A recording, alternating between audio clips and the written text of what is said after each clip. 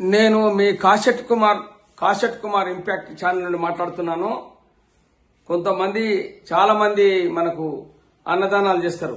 ఎందుకంటే ఏమన్నా పెద్దలు ఏడాది మాసికం గాని ఏదైనా ఫంక్షన్ గాని అక్కడ గుళ్ళకాడ అన్నదానాలు చేస్తారు. ఆ అన్నదానంలో ఈ పేపర్ ప్లేట్లు పెట్టి పెడతా ఉన్నారు. అయితే ఆయన ఒక ఏమంటుండే, అన్నదానం కాదు ఇది అనారోగ్య దానం. అన్నదానం పేరుతో పేపర్ ప్లేట్లలో భోజనాలు పట్టించేది అనేది అనారోగ్యానికి కారణం. అంటే రోగాలు వస్తాయి.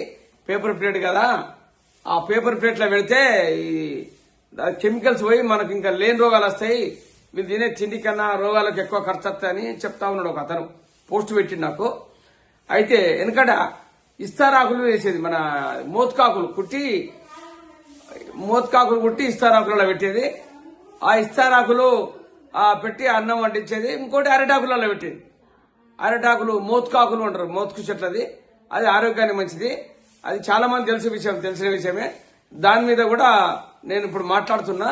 అయితే ఇప్పుడు ఈ అనారోగ్యానికి కారణం అని చెప్పేది కరెక్టే, కానీ మరి వాడు ఇస్తారాకులు ఎడ తీసుకురావాలి, మన మోత్కాకులు ఎడ తీసుకురావాలి.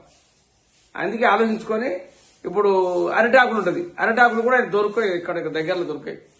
అయితే వెనకట ప్లేట్ ఉండేది, స్టీల్ గ్లాసులో నీళ్లు పోసి స్టీల్ ప్లేట్ అంటే కింద కూర్చుండి ఆ సాపర్ వేసి పెట్టేది. వాడిని తిన్నా కూడా ఆరోగ్యానికి మంచిది. అట్లా జరిగింది. ఇప్పుడు జనం పెరిగిపోయారు కదా. అప్పుడు 30 కోట్లు, ఇప్పుడు 140 కోట్ల జనం అయ్యారు. వాడికి ఏడా ఉంటుంది. ఇప్పుడు ఏదన్నా అన్నదానం పెట్టినా, ఏదైనా డిన్నర్ ఫంక్షన్ చేసినా కూడా గుంపులు కత్తాంటారు. వాళ్ళకి ఏడ ప్లేట్ పెడతారు, ఏడ చేస్తారు అని వీళ్ళు కూడా ఆలోచించుకుంటా ఉన్నారు. నేను ఏం చెప్తున్నంటే, ఎవరైనా కూడా దయచేసి మీరు తొందర పడకుండా మెల్లగా నిదానంగా మోత్కాకులు గాని అరటాకులు గాని అన్నం పెడితే మీకు పుణ్యం ఉంటుంది. అన్నం దానం చేసే వాళ్ళకు పుణ్యం ఉంటుంది. ఇప్పుడు ఇలా తిన్నాక రోగాలు వచ్చినాక వాళ్ళని తిడతారు. ఎవడేం చేసిండో, నాకు ఏం పెట్టిండో ఇలా అని వాళ్ళు తిడతారు. అది మనకు పుణ్యం జరగదు. అన్నం పెట్టిన దానికన్నా ఎక్కువ పాపం జరుగుతుంది. అందుకే మోత్కాకుల్లో పుట్టినది గాని ఇది మన అరటాకులలో గాని అది పెడితే మీకు మంచి జరుగుతుందని నేను కోరుకుంటున్నాను. మీరు కూడా అక్కడ ఫంక్షన్ల ఊళ్ళలో జరిగేది కూడా ఇక 5 పైసలకు 10 పైసలకు కోడి ఖర్చు పెడుతున్నారు.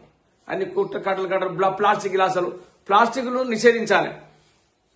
ప్లాస్టిక్ నిషేధ 10 సంవత్సరాలు తిరుగుతున్నాను. అది ఆవుల గురించి చాలాసార్లు చెప్పాను, రైతులకు చెప్పిన. మీరు పోలీసులు ఉంటుంది, మన మందు దాగి బాటలని మన పొలాలలో పడేస్తున్నారు.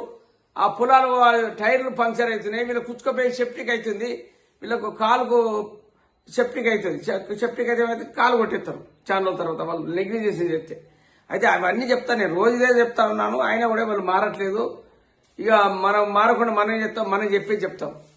జై శ్రీరామ్.